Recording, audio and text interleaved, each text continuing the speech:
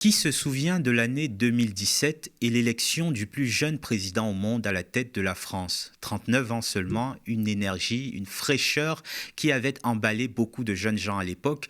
Enfin, s'était-il dit, enfin un président qui nous ressemble, qui nous comprend et qui mènera une politique en notre faveur. Allez, reconnaissez-le, vous avez même peut-être exulté sur ceci. Moi, je le porterai dans la durée. Je le porterai jusqu'au bout.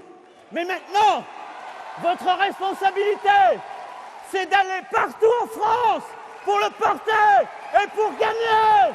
Ce que je veux, c'est que vous, partout, vous alliez le faire gagner parce que c'est notre projet. Vive la République, vive la France. À l'époque, son projet, ou plutôt son programme, comporte pas moins de 19 propositions à l'endroit des jeunes. La promesse était belle, une jeunesse mieux formée, mieux valorisée sur le marché de l'emploi. Mais vous y aviez vraiment cru ? Alors, pardonnez-moi de remuer le couteau dans la plaie, puisque, comme d'habitude, il faut toujours lire les petits caractères en bas de page. Nous avons construit, depuis que j'ai quitté le gouvernement, d'abord un mouvement politique. Tout le monde me disait, on ne peut pas y aller seul, il faut une structure politique. Nous avons un mouvement aujourd'hui qui a plus de 115 000 adhérents. Il y en a 1000 par jour depuis que je suis déclaré candidat. Je l'ai structuré dans les territoires. Ça continue au même rythme. Ça continue plus encore depuis que je suis candidat. J'ai structuré ce mouvement en nommant une direction nationale, des référents, plus de 2200 comités locaux qui structurent le territoire. Donc vous avancez à votre rythme et vous allez donc proposer les idées. Ensuite, ce qui est très... Mais les idées sont dans le livre et depuis des mois, j'en propose. Le programme, au-delà des idées, le programme. Pardon de vous le dire. Un programme avec 300 mesures, ça n'a aucun sens. Ça n'a aucun sens parce que vous l'avez vécu pendant les primaires de la droite. Ils se sont battus sur des mesures. Mais ils ne partageaient plus la même vision de la société, de l'économie, de la place de la France dans le monde. Quand des candidats d'un même parti ne sont pas d'accord sur ce que doit être la loi fondamentale, la place de la France en Europe, la politique internationale de la France de manière radicale, ce qu'est la transition énergétique, les uns considérant qu'elle n'est plus pertinente, les autres qu'elle est au cœur de leur programme, le modèle de justice sociale et l'État-providence, la part de la religion dans la société, le modèle de société qu'on veut. Mais je suis désolé de vous dire, on se fout des programmes. Ce qui importe, c'est la vision, c'est le projet. Et donc, c'est parce que c'est le cœur de ma démarche politique.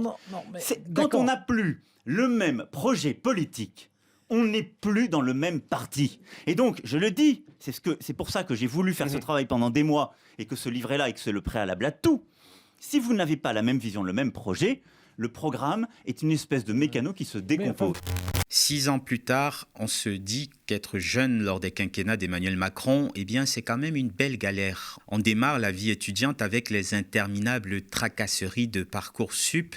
Dans le même temps, il faut composer avec l'incertitude climatique. Et pour finir, c'est une précarité sans nom qui nous attend sur le marché de l'emploi.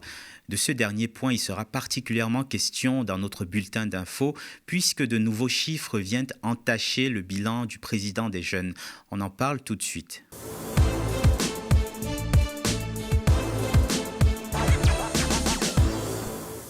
C'est la même rengaine qu'on entend dans la bouche des macronistes. La France irait mieux sur le front du chômage depuis qu'Emmanuel Macron est arrivé au pouvoir. Et pour appuyer leurs assertions, ils nous sortent des chiffres qui cachent trop souvent une réalité bien différente, comme Bruno Le Maire le faisait en mai dernier sur le plateau de BFM TV. Elles sont là.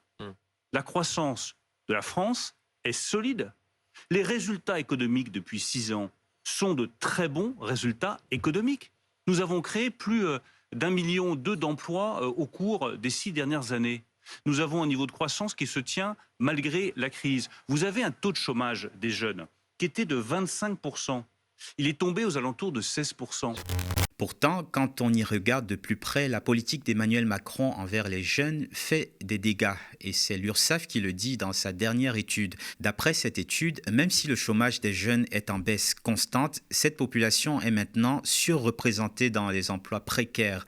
Les moins de 30 ans ont des revenus plus faibles que les générations précédentes et sont nombreux à travailler dans des secteurs d'activité peu rémunérés. Pour les moins de 26 ans, la situation est même pire puisque leur salaire annuel moyen a même diminué de moitié. Alors, sans surprise, l'étude révèle que les jeunes choisissent davantage le statut d'auto-entrepreneur, mais il faut préciser qu'il s'agit aujourd'hui en grande majorité de précaires qui sont par exemple dans le domaine de la livraison à domicile. En 2021, 64,4% des nouveaux auto-entrepreneurs dans la livraison à domicile avaient moins de 30 ans. Ils se retrouvent à des postes qui sont peu rémunérateurs et doivent par conséquent cumuler plusieurs emplois pour s'en sortir. Vous en conviendrez, on est loin de l'idéal que certains avaient perçu dans les promesses d'Emmanuel Macron. Si vous êtes prêt et motivé, je veux dire, dans l'hôtellerie, le café, la restauration, dans le bâtiment, il n'y a pas un endroit où je vais où ils ne me disent pas qu'ils cherchent des gens.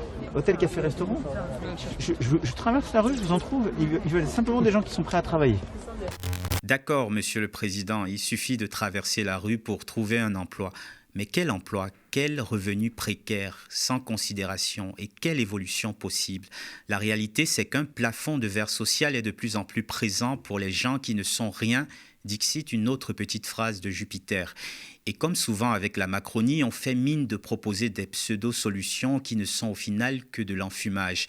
Je vous donne un exemple assez parlant. L'été 2020, en plein cœur de la pandémie de Covid-19, le gouvernement lance le plan « Un jeune, une solution ». L'objectif est clair, faire face à l'urgence sanitaire et sociale au moment où environ 20% des 18-25 ans vivent sous le seuil de pauvreté. 10 milliards d'euros d'investissements sont annoncés, regroupant notamment des aides financières directes pour les plus précaires, des aides à l'embauche pour inciter les employeurs à recruter les jeunes candidats ou encore l'ouverture de places de formation. Alors en 2022, le gouvernement a évalué que ce plan avait permis à 3 millions de jeunes de trouver un emploi. Évidemment, on ne parle jamais de la qualité de l'emploi en question. Et par ailleurs, la Cour des comptes vient nuancer le succès supposé de ce plan, jugeant d'une part que l'intervention des pouvoirs publics était tout simplement légitime dans le contexte de la crise sanitaire et d'autre part que les financements ont été mal proportionnés. Ce genre d'initiative montre bien que l'objectif est plus de prétendre apporter des solutions plutôt que de le faire concrètement. Sinon, comment se fait-il par exemple que l'Alliance Renaissance LR ait rejeté la proposition de loi passée au début de cette année au Parlement pour accorder des repas à 1 € aux étudiants? Un positionnement incompréhensible pour le député insoumis Louis Boyard qui parle de ce contexte de grande pauvreté pour les étudiants. Il y a un exercice à faire. Rentrez dans un amphithéâtre dans une université et demandez-leur combien d'entre vous vivez avec plus de 1 102 € par mois, c'est-à-dire au-dessus du seuil de pauvreté.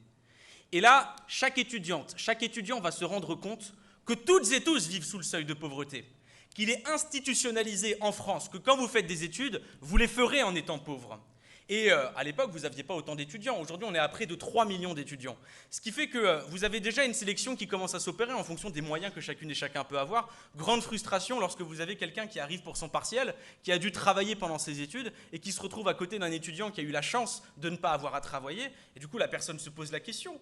Pourquoi est-ce que parce que moi, mes parents n'ont pas eu les moyens, j'ai eu 2 fois moins de temps que l'autre pour pouvoir travailler ? À quel moment est-ce qu'il existe une égalité républicaine dans l'université? À partir du moment où les étudiants pauvres ont 2 fois moins de temps que les autres pour pouvoir travailler. Et c'est pour ça que c'est toujours les mêmes que vous retrouvez dans les grandes écoles, dans les grands masters. Parce qu'il y a une sélection sociale qui est opérée par l'argent à l'université. Bon, alors nous, on avait tenté de mettre fin à tout ça avec l'allocation d'autonomie. Une allocation d'autonomie de 1 102 € qui ne sort pas non plus de nulle part. Vous savez, la question de l'autonomie de la jeunesse, c'est comme la question de l'autonomie du grand âge. À l'époque, on demandait aux familles de financer le grand âge, c'est-à-dire quand la personne n'était plus en âge de travailler, que le corps ne pouvait plus le faire, alors il fallait bien que la personne puisse continuer de vivre. Alors on demandait aux familles de payer. Sauf que vous aviez des millions de familles qui vivaient dans la misère, et donc les personnes dans le grand âge vivaient dans la misère. Et merci Ambroise Croizat, nous sommes passés d'une solidarité familiale à une solidarité nationale. Et justement pour pouvoir permettre l'autonomie du grand âge. Et bien pour la jeunesse, c'est exactement ça qu'on demande. Quelle famille en France est aujourd'hui capable de donner 1 102 € à son jeune pour pouvoir lui permettre de faire des études? Précisément l'enfant de Bernard Arnault qui va au Crous. Eh bien nous demandons justement à ce que l'on puisse avoir un partage qui permette à tout le monde d'être à égalité pour pouvoir permettre de faire des études dans le supérieur. Autrement dit, jeunesse, battez-vous pour passer d'une solidarité familiale à une solidarité nationale. Voilà pourquoi est-ce que vous devez vous battre et ne pas rentrer uniquement après le retrait de la réforme des retraites. Alors, en plus de cette précarité, le contexte social n'a pas cessé de se dégrader depuis 6 ans. Les émeutes de juin dernier en sont l'une des illustrations les plus récentes. La violence sociale, les violences policières, les inégalités, tant de mots qui rongent une jeunesse en pleine désillusion. Et que dire du réchauffement climatique? Quand la France est condamnée à 2 reprises pour inaction climatique, il apparaît évident qu'on est en face d'un pouvoir qui se fiche complètement de l'avenir de sa jeunesse. Et pourtant, tous les ans, les marches pour le climat montrent à quel point les jeunes se préoccupent du sort de la planète. Et que répond le président des jeunes à cette jeunesse appauvrie et inquiète? Merci pour votre engagement. Après cette journée consacrée aux 5 ans de l'accord de Paris, je voulais me tourner vers vous, notre jeunesse, car vous incarnez l'avenir que nous nous sommes engagés à défendre. Dans votre collège, votre lycée, votre université, sur vos réseaux sociaux, aujourd'hui, vous vous mobilisez. Et merci de cela, parce que vous êtes les héros de cette cause, et vous êtes les héros au quotidien. Je vois vos engagements dans vos modes de consommation, dans vos choix de société. Et ces engagements sont essentiels parce qu'ils bougent les engagements de vos parents, de vos proches, parce qu'ils changent les choix que font certaines marques, parce qu'ils transforment le monde au quotidien. Et ils font que ces engagements que nous prenons, ces lois que nous prenons, vont encore plus vite parce que vos choix les imposent. Cette idée de vivre simplement, pour que d'autres puissent simplement vivre, vous l'avez compris. Alors je veux vous rendre votre futur. Et imaginez avec vous notre futur. Cette lutte, nous la menons ensemble. C'est la plus belle qui soit. C'est celle qui laissera notre trace dans l'histoire. J'en suis convaincu, pour nos générations. Et dans cette lutte, je suis votre allié. Et ses engagements à lui, il les a apparemment oubliés. Alors, peut-être que son gouvernement finira par agir. Peut-être sera-t-il trop tard pour toute une génération. Le Conseil d'État a démarré aujourd'hui les auditions pour rendre sa décision sur le premier recours porté par 8 membres du collectif écologiste Les Soulèvements de la Terre. Ce recours permet la suspension temporaire de la dissolution de l'association en attente de l'examen du second recours porté par les avocats des soulèvements l'année prochaine. D'ici là, les avocats du mouvement, à savoir Raphaël Kempf et Ainhoa Pascual, pourraient avoir l'occasion de continuer à travailler leur stratégie d'attaque sur le plan juridique. D'un point de vue totalement formel, les avocats ont fait part de leur incompréhension sur le fait que 2 membres du collectif, Philippe Descola et Cyril Dion, n'aient pas été entendus par le Conseil d'État dans le cadre des auditions en amont de la dissolution du mouvement. Ensuite, sur le fond, les avocats ont souhaité remettre en cause la raison qui a poussé le ministre de l'Intérieur, Gérald Darmanin, à demander cette dissolution ainsi que le texte de loi séparatisme sur lequel il s'est appuyé. Ce texte peut s'appliquer s'il y a incitation à la violence contre autrui, ce qui n'est pas le cas de l'association, expliquent les avocats à nos confrères de Libération. En revanche, le gouvernement a, pour sa part, bien profité de ce chaos en procédant à de nombreuses arrestations de militants ayant participé aux manifestations de Sainte-Soline en mars 2023 ou celles de l'usine Lafarge à Bouc-Bel-Air en décembre 2022. De gros moyens sont mis en place pour faire peur et empêcher de nouvelles actions. Mais malgré tout, la pression de l'exécutif n'a pas eu d'effet sur la popularité des soulèvements de la Terre. Depuis la publication du décret, 50 000 nouveaux adhérents ont rejoint le mouvement et une nouvelle action est prévue du 18 au 27 août prochain. Elle est censée relier Paris à Sainte-Soline. Et pour couronner le tout, quelques 3 000 membres du mouvement auraient déposé des milliers de recours individuellement sur le site internet du Conseil d'État, et cela en l'espace de quelques semaines. Pour reprendre cette expression qu'apprécie l'association, on ne dissout pas un soulèvement. Le mouvement Civitas va-t-il disparaître? C'est en tout cas le souhait du ministre de l'Intérieur qui a annoncé lundi avoir engagé une procédure suite à des propos antisémites tenus lors de l'université d'été de Civitas. C'était le 30 juillet dernier à Pont-de-Main en Mayenne. 1791, vous avez eu un événement, 1791, la naturalisation des Juifs. Avant 1789, un juif, un musulman, un bouddhiste, etc. ne pouvaient pas devenir français. Pourquoi? Parce que c'était des hérétiques. Et la naturalisation des juifs en septembre 1791 ouvre la porte à l'immigration.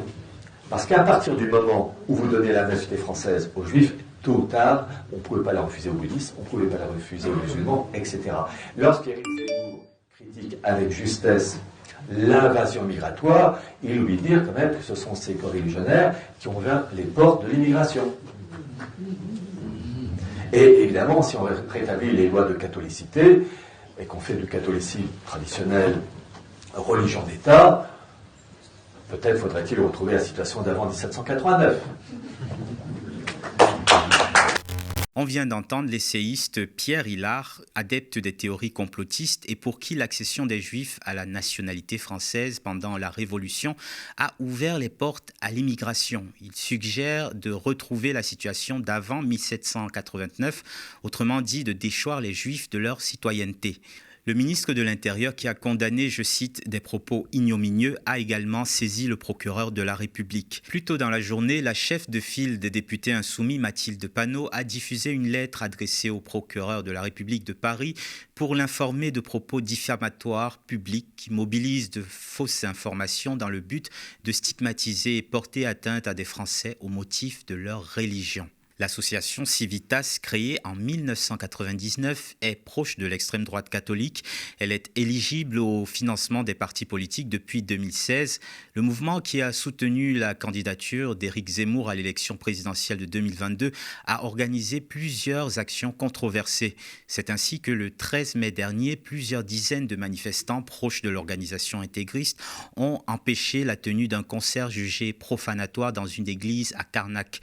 Le parquet de Lorient avait ouvert une enquête pour violence volontaire et entrave à la liberté d'expression. En avril, les associations Stop Homophobie et Mousse ont déposé une plainte contre Civitas pour discrimination en raison de l'identité de genre après que des membres du mouvement aient obtenu l'annulation d'un concert du chanteur Bilal Hassani dans une ancienne basilique de Metz. En février, Alain Escada, président de Civitas, a appelé les sympathisants du mouvement à se réunir à Saint-Brévin pour manifester contre le projet de centre d'accueil de demandeurs d'asile.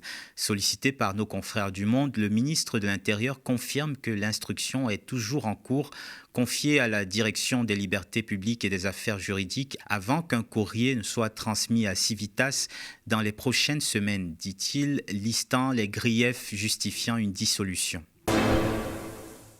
C'est une conséquence de plus de l'échec des accords de Paris de 2015. Le mois de juillet de cette année 2023 a été le mois le plus chaud jamais enregistré sur Terre. D'après une estimation du programme Copernicus, à l'échelle mondiale, la température de juillet 2023 a dépassé celle de juillet 2019 de 0,33 degrés. C'était tout simplement le précédent mois le plus chaud de l'histoire. De plus en plus de catastrophes naturelles grandement favorisées par l'activité humaine surviennent dans le monde entier ces dernières semaines. Les États-Unis, par exemple, subissent toujours d'immenses feux de forêt, comme en Grèce pour l'Europe. La Chine, de son côté, voit le nord de son territoire être détruit par des pluies diluviennes. Pour le secrétaire général de l'ONU, Antonio Guterres, cet effroyable constat marque la fin du réchauffement climatique et le début de l'ébullition mondiale. Dans l'imaginaire collectif, les conséquences à court terme des canicules ne touchent que les personnes âgées qui sont dans les EHPAD et qui ne peuvent pas supporter ces fortes chaleurs. Cependant, en juillet 2023, une enquête auprès de 200 personnes de la Fédération des acteurs de la solidarité révèle que la situation des sans-abri en temps de canicule est particulièrement préoccupante. Écoutons Pascal Brice, le directeur de cette fédération. Et le constat que nous faisons à travers cette enquête auprès des associations qui sont là, en première ligne, auprès des personnes de la rue dans les périodes de canicule, notamment pour distribuer de l'eau, des ventilateurs, les accompagner vers des lieux frais, c'est que ces personnes ne sont pas protégées comme elles devraient l'être. Et ce constat, nous le faisons au moment même où dans toutes les grandes villes, et on est au milieu de l'été là, on sort d'une période de canicule, tout donne à penser qu'on risque d'avoir le même genre de choses au mois d'août. Au moment même où le gouvernement ferme des places d'hébergement d'urgence un peu partout dans le pays et réduit les moyens d'intervention des associations. Donc là, c'est une alerte que nous lançons pour une action immédiate et avec des propositions pour qu'on se donne les moyens de protéger ces personnes face à ces canicules. En résumé, en plus de sa politique catastrophique en matière de climat et d'écologie, le gouvernement n'a pas l'air de se soucier des sans-abri et du danger qu'ils encourent par cette chaleur exceptionnelle. On conclut ce flash par l'actualité internationale et l'Italie qui semble réussir là où la France a échoué. Le gouvernement italien instaure une taxe de 40% sur les super profits de milliards d'euros des banques pour compenser le coût pour les ménages et les entreprises de la flambée des taux d'intérêt. C'est ce qu'a annoncé ce lundi le vice-premier ministre d'extrême droite, Matteo Salvini, qui a défendu une mesure d'équité. La taxe sur les super-profits des banques qui concerne les exercices de 2022 et 2023 devra être réglée d'ici juillet 2024 sous certaines conditions. Le prélèvement de 40% n'interviendra que si le revenu net d'intérêt enregistré en 2022 dépasse d'au moins 3% la valeur de l'exercice 2021. Comme on pouvait s'y attendre, cette annonce fait l'effet d'une onde de choc pour les prix des titres des banques italiennes. L'Italie n'est pas le seul pays de l'Union européenne à avoir pris une telle mesure. Le gouvernement espagnol, par exemple, situé plus à gauche de l'échiquier politique, a lui instauré un impôt exceptionnel sur les banques prévu pour 2023 et 2024, à l'heure où l'exécutif en France ignore toujours ce qu'est un super profit. Si cette nouvelle taxe italienne semble aller dans le sens d'une plus grande justice sociale, elle ne doit pas nous faire oublier que le gouvernement d'extrême droite de Giorgia Meloni annonçait par voie de SMS le 27 juillet dernier la fin du RSA à 169 000 foyers bénéficiaires, provoquant colère et déception. Le nombre d'allocataires continuera de diminuer progressivement jusqu'à la fin de l'année avant la suppression définitive du dispositif au 1er janvier 2024. Et voilà, c'est la fin de ce bulletin d'infos quotidien, un nouveau flash qui entre dans notre programmation d'été. Comme à chaque fin de saison, nous réduisons quelque peu la voilure avec notamment la mise en pause de nos directs. Mais l'actualité ne s'arrête pas, alors nous non plus. Nous continuons à vous fournir dans ces moments importants nos reportages, enquêtes, entretiens, plateaux d'analyse, de débat et de décryptage au quotidien. Vous le savez, l'intégrité de notre projet éditorial unique dans le PAF dépend toujours de votre soutien et surtout de vos abonnements qui sont notre source de financement la plus pérenne. Et comme nous aimons à le dire ici aux médias, être à la télé, c'est bien, mais y rester, c'est encore mieux. Rendez-vous donc sur notre site internet www.lemediatv.fr/soutien. D'ici là, restez connectés aux médias grâce notamment à la diffusion de nos programmes en 24/7 sur YouTube. Quant à moi, je vous remercie de votre attention et de votre confiance et vous dis à bientôt pour une prochaine émission.